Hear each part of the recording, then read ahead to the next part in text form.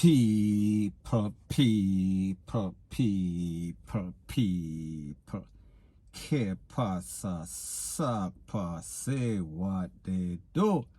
Now the first thing that is popping in the news is an updates and some clarification as it pertains to those two persons that were taken out in Portland Cottage, the crossing of Rocky Point in Clarendon.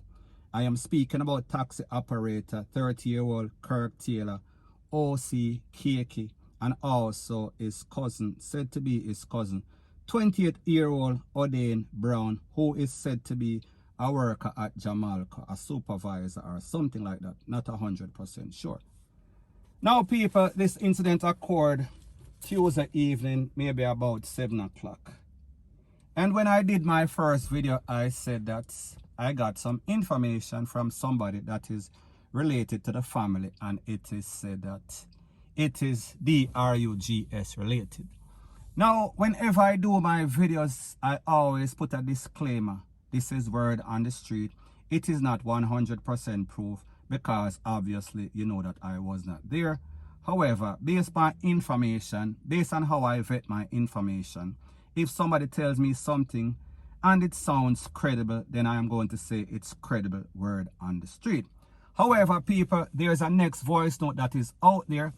So I am going to let you take a listen, take a look to this voice note. And like I said, there is always 3 to 4, 5 stories in everything. So therefore, there are always possible scenarios. However, I am going to let you take a listen, take a look to this audio, and people, you know, some I have all the audio. However, whenever I get these audios or the videos, I always analyze and see which one makes more sense.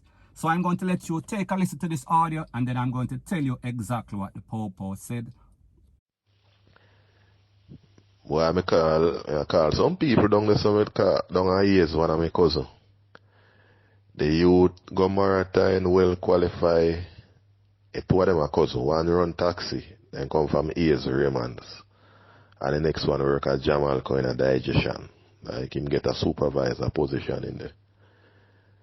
So come on, girl over Portland Cottage, and it look like a man find out. So the man know. Him work tonight, you know, so I'm going to move with the girl, because he have a guest house at Sar River. It's like him off the girl this one, let off the girl, then he head over back to Jamalco. But he never work out. The girl man not let two of them.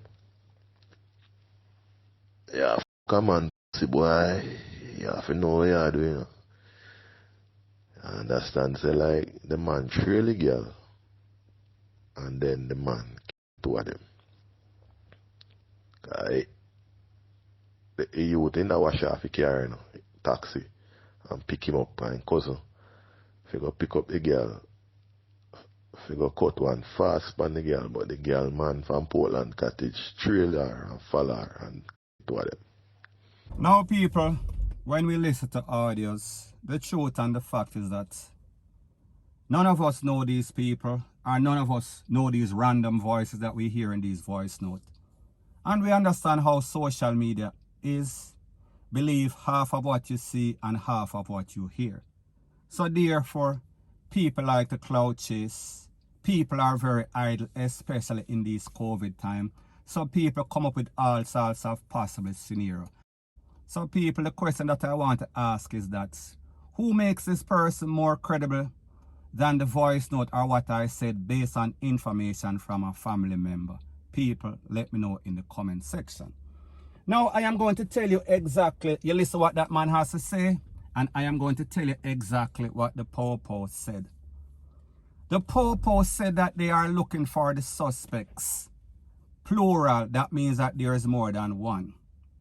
The Popo also said, based on the spent-shell casing in the car, they can come to a logical conclusion that somebody else was in the car and that somebody else was in the car letting off the condom. So people, based on the facts of how these two youth were found slumping over in the front seats, didn't that tell you that these persons did not get a chance to run for take with themselves?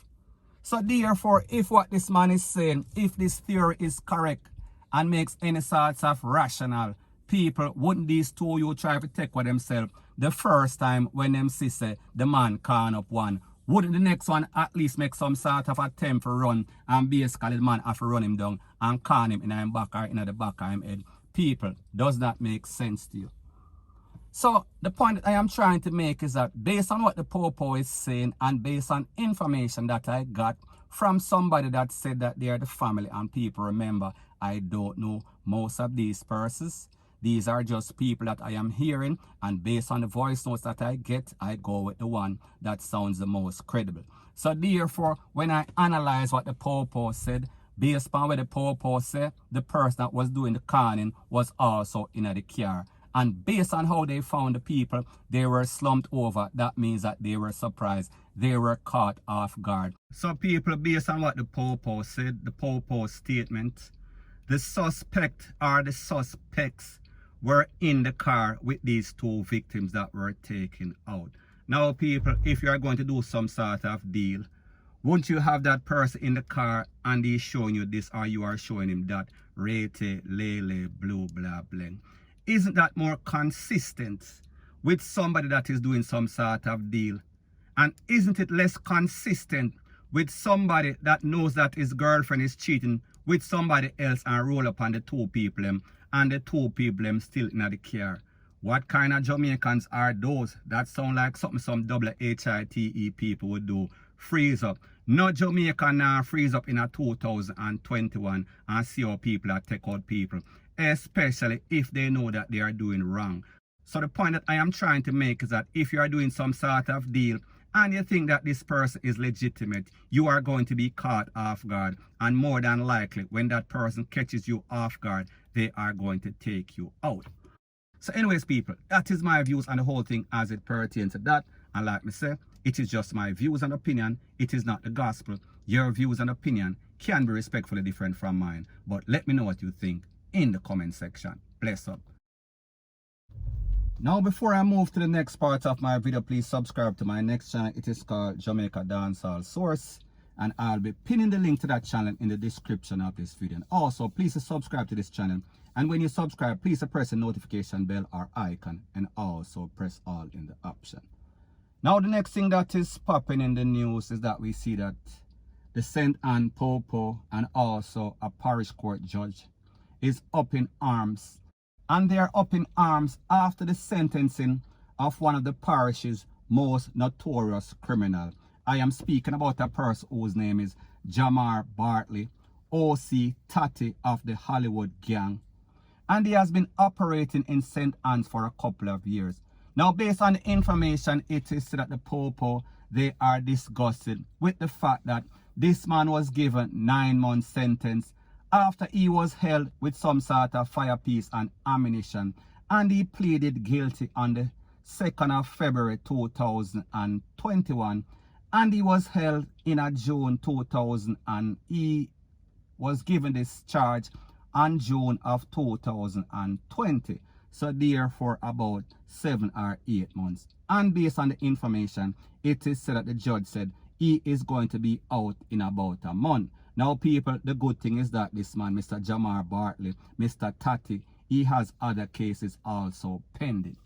Now based on the information from the Popo, they are wondering, they are pondering what this judge was thinking, based on the fact that this man has always been on the radar of the Popo for years. Based on the fact that this man has avoided several Popo military soldier dragnet a couple of times, and then them finally hold him. We are speaking about in June of 2020, so people, less than 7 or 8 months ago. So they are wondering what this judge was thinking. Now people, this is my views on the whole thing. When I tell you about the double standard in Jamaica, when I tell you about the body club, that means that the lawyer and the judges, the lawyers and the prosecution, they are friends. So therefore them sit down and them sip all sort of liquor together.